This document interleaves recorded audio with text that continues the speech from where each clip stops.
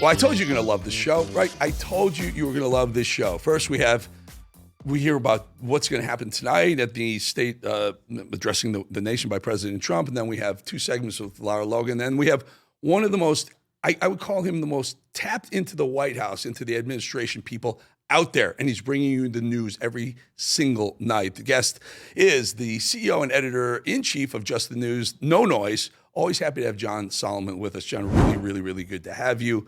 Yeah, good to be with you, buddy. I'll get to the story you want to talk about. I just want to ask you, there's a lot of scuttlebutt about what's going to happen tonight, if there is going to be some sort of announcement of war. What do you hear? What do you think? Let's put it that way, if you haven't heard specifically. Well, I've seen some excerpts of this speech from staff and others in the last 24 hours, and it's mostly an economic speech about affordability, declaring a war on affordability.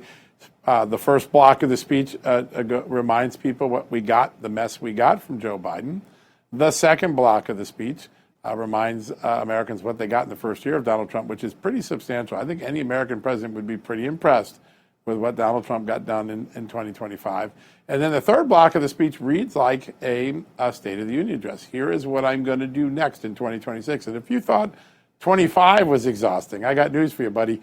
26 is going to be even crazier. The president has set out an even more ambitious pace for 2026. And so that is really what the speech is about. Now, could he decide tonight's the right night because it's the right night from the military's mind to do something in Venezuela? Possible. It wasn't on the radar 24 hours ago. Could always change. But I think the vast majority of this is not about foreign policy.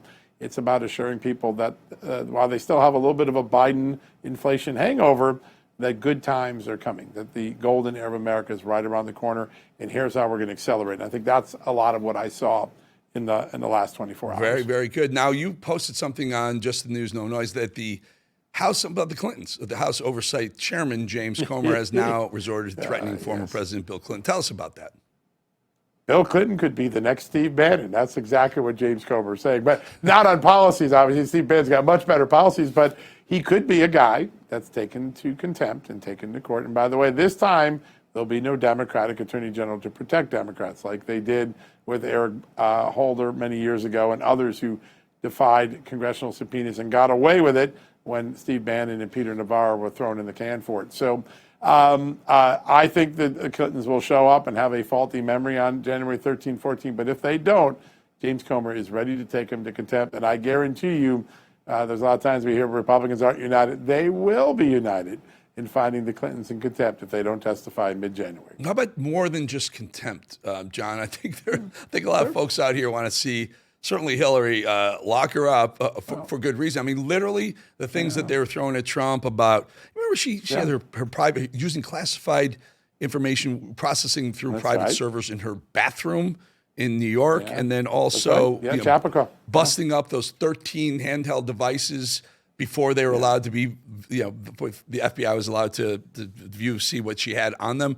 I mean, beyond contempt, how about treason? Well, listen, I think what's going on behind the scenes is there is a grand jury looking at some of the activities of the Clinton Foundation and looking at whether it constitutes a criminal corruption conspiracy. So take a look at the stuff that we got earlier this week that Senator Chuck Grassley made public after we reported on it. The FBI had a dozen or more. By the way, we're going to break this down in a nice listicle tomorrow. Like a dozen different foreign pay-to-play schemes that they were aware of going all the way back to 2010, way before the Clinton Cash book by Peter Schweitzer, which kind of put it into focus for a lot of us. The efforts to thwart prosecution came from the highest levels of the Obama Justice Department and the highest levels of the FBI. Deputy Director Andy McCabe was constantly thwarting it. It's possible that will evolve into a criminal case now. In order to get that, because the statute of limitations have expired on specific things, is you'd have to look at it maybe in context of, are there tax crimes going on now or something going on now, and you attach it and you say all the way back through this was a corrupt scheme. There is an investigation looking at that now. There's some grand jury activity, not a lot, but some. That may be the best chance for the Clintons to face some accountability. The other option would be for the IRS to sue the charity, saying it did not act in the public interest, it acted as a public thing, and you could have some litigation on the civil side. Remember, O.J. Simpson walked away in the murder, but he got hit in the civil side. There could be a similar opportunity for the Clintons. And I want to point out one event that we reported on a couple of days ago. It didn't a lot of get attention because there's other things going on, but the United States Tax Court is allowing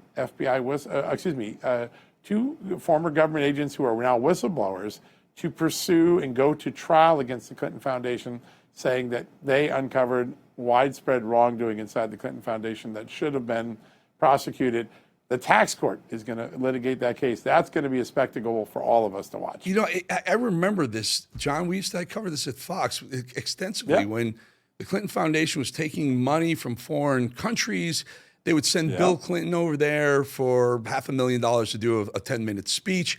They were never registering as foreign agents and whatnot. I mean, if you really wanted to dig in, if they really, really wanted to dig into that Clinton Foundation, I think that it's rife with corruption, maybe even illegalities. We could actually, for once, see a Clinton behind bars. 500 pages of FBI documents showed how much the FBI believed the Clintons were operating a corrupt enterprise, and they could not get it done. Deputy Attorney General under Obama, she says, shut it down. Andy McCabe says, no action unless I approve it, which of course he didn't approve. FBI headquarters repeatedly saying, no, you can't investigate. So you had career agents who believed they had met the standard for a full-scale criminal corruption probe, a pay-to-play probe, and they couldn't get it done because their bosses put their thumb on the scale of justice. And those are the same offices of the FBI, the Washington field office, at the same time was proceeding ahead against Donald Trump on evidence that the IRS, for which there was no crime. John, get some really badass IRS investigators on that thing. And you know what? That's it. Give them 10% of what they find. I bet you they uncover $500 million of corruption. That's right. Before we go, if you don't mind, you're very close to Kash Patel. You have great access. Dan Bongino, good friend of mine. I keep reading these articles that he's finished. He may be leaving. I texted him last night. I think he'll leave in January officially. I think he's probably on holiday soon, but I think he'll leave in January. I think that's the current plan. By the way, that's been the plan for some time, since the summer. He wanted to get the January 6th pipe bomb investigation done and some other things. He wanted to get the ship righted. But, you know, he had a burgeoning radio empire that had to be put on hold, and that's never a good thing for your business. So I think he did the job that Kash Patel and the president asked him to do. Get the organization uprighted, get rid of the bad eggs, at least some of the bad eggs or many of the bad eggs, solve some of these lingering issues like the January 6th case, and then go back to your job if you want to. And I think history will look back and say it was short, but we got a lot done in that time frame. Meanwhile, Kash Patel continues to roll out really significant evidence. You know, tonight on the show, Eric, we're going to have the Assistant Attorney General for civil rights in the Justice Department, Harmeet Dillon. She's going to say on the show, we've already done the interview, so we know what she's going to say. She's going to say on the show that she is looking at state and federal officials for engaging in a conspiracy to deprive conservatives, Donald Trump, and Trump supporters of their civil liberties, like what the KKK got charged with 40, 50, 60 years ago. That is a bombshell acknowledgement by a top Justice Department official that we may see soon. It's not the crimes we thought, right? Not going to be corruption, not going to be obstruction. It's going to be every conservative who got debanked, who got prosecuted falsely. This is going to be good. Their civil liberties were deprived, and it's going to be charged as a crime, which we haven't seen since the 1960 civil rights movement. That is a big moment. I think people will look forward to see that interview and say, wow, that's a big deal. Make sure, folks, you keep it right here on RAV. After this show, come through War Room and then onto John Solomon's show to hear all of that and more. John, really good having you. I really appreciate your time, my friend. Yeah, I appreciate you, buddy. Love your show. No, love you too, brother. All right, we'll be back 2.5 minutes.